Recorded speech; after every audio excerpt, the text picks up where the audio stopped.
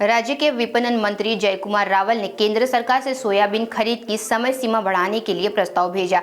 ये कदम तब उठाया गया जब कई जिलों में किसानों ने खरीद की अवधि समाप्त होने के बाद विस्तार की मांग की। रावल ने बताया कि अब तक जनवरी में 3 बार खरीद की अवधि बढ़ाई जा चुकी है और महाराष्ट्र में 11.25 लाख टन की सोयाबीन की खरीद की गई है, जो एक रिकॉर्ड है। सोयाबीन खरीद 4050 रुपए प्रति किलोग्राम की दर से की जा रही है। रावल ने ये भी कहा कि राज्य सरकार का उद्देश्य ये सुनिश्चित करना है कि किसानों को कोई असुविधा न हो और समय सीमा विस्तार से किसानों को उचित मूल्य पर अपनी फसल बेचने का मौका मिला। सोयाबीन खरेदी महाराष्ट्रामध्ये ऑक्टोबरच्या महिन्यामध्ये चालू झाली होती आणि 90 दिवसाची ही खरेदी होती। ही 12 जानेवारीला त्याची मुदत खरेदीची संपली। त्याच्यानंतर पुन्हा एकदा आम्ही 31 जानेवारीला मुदतवाढ मागून घेतली। पुन्हा 31 वरनं अजून 7 दिवसाची मुदत आम्ही मागितली। 6 तारखेपर्यंत ती काल संपली आहे। पुन्हा आम्ही काल केंद्राकडे मुदतवाढसाठी मागणी करण्याचा प्रस्ताव पाठवलेला आहे। हे आपल्या केंद्र सरकारच्या MSPच्या भावाने ही खरेदी होत असते। जवळपास 4892 हा रेट दिला आहे। तो बाजारभावापेक्षा जास्त असल्यामुळे सरकारी खरेदीकडे मोठा ओघ मागच्या काळामध्ये वाढला होता। आत्तापर्यंतच्या महाराष्ट्राच्या इतिहासामध्ये आणि भारतामध्ये सर्वात जास्ती खरेदी महाराष्ट्रामध्ये झाली। जवळपास 11.25 लाख टन 11.25 लाख टन ही खरेदी सोयाबीनची आत्तापर्यंत झालेली आहे आणि अजून खरेदी बाकी आहे।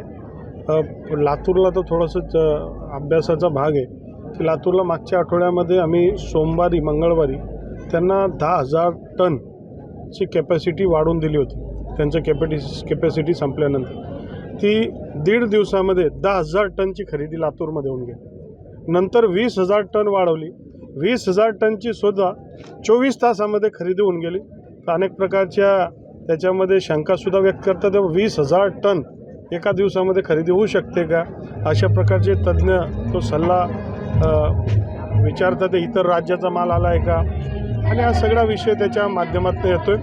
परंतु या सगळ्या परिस्थितीमध्ये अजून खरेदी करणं गरजेचं आहे।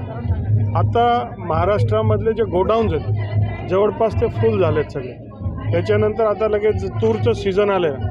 तूरचे शेतकरीसुद्धा वाट पाहतात। तूरची सुद्धा साधारणतः 3 लाख टन खरेदी करायचं ठरवलं आहे। तूरच्या नंतर आम्हाला चणासुद्धा खरेदी करायचा आहे। आणि हा सगळा जो आहे याच्यामध्ये केंद्र सरकारचं म्हणणं आम्ही खरेदी करण्यास तयार, आम्ही तुम्हाला मान्यता देतो, कुठं ठेवणार, हा सगळा विषय त्याच्यामधनं आहे। आम्ही या सगळ्या परिस्थितीमध्ये आपल्या शेतकऱ्यांना मदत करणं गरजेचं आहे आणि म्हणून आम्ही केंद्राकडे विनंती केली।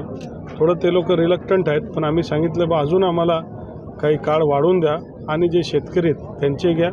त्याचबरोबर काल मी सगळ्या केंद्रांना कळवलं आहे की ठीक आहे, ते मुदत वाढते वगैरे याच्यासाठी आपण प्रयत्न करणारच आहे, पण जे लाईनमध्ये लोक होते त्यांची तरी खरेदी आमचे मार्केटिंग फेडरेशन असेल, नाफेडच्या आपल्या विभागीय या राज्याचे प्रमुख जे अधिकारी असतील त्या दोघांनाही मी काल संध्याकाळी सूचना दिल्या आहेत की ज्या लाईनमध्ये क्यूमधले लोक आहेत त्यांची खरेदी आपण करून घेतली पाहिजे, अशा सूचना दिल्या।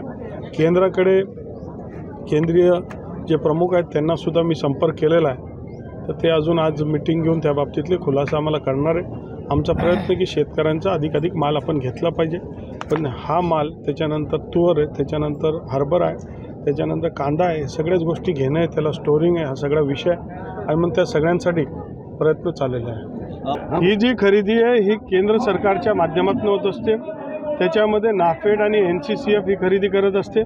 या दोन संस्थेच्या माध्यमातून जवळपास आम्ही 562 केंद्रावर ही खरेदी होत होती।